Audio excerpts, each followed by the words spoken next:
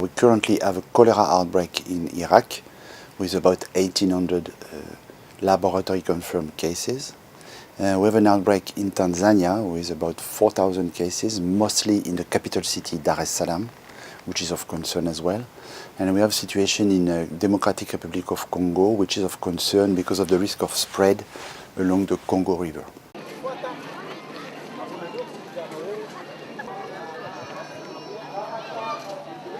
Our concern for Tanzania and Eastern Africa in general is the forecast, the weather forecast of a very bad El Nino season. And the last time we had this, it was in 97, 98 in that region, and we had 200,000 cases, 8,000 deaths just in 4 countries of the region.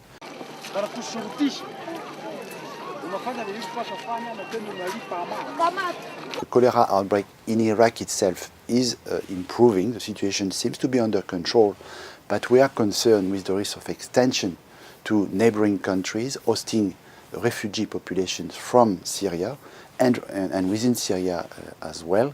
And that's the reason why we will start in the coming days a mass vaccination campaign in Iraq to try to avoid further spread of the outbreak.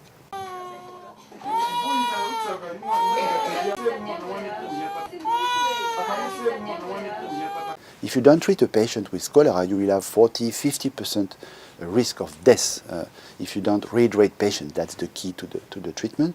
And with good treatment, we observe less than 1% of patients dying. Still high number because we have a lot of cases, but it's much better than if you don't treat them. Then the second very important action to put in place as soon as possible is to provide people with safe water. If you drink safe water, the risk of cholera just virtually disappears.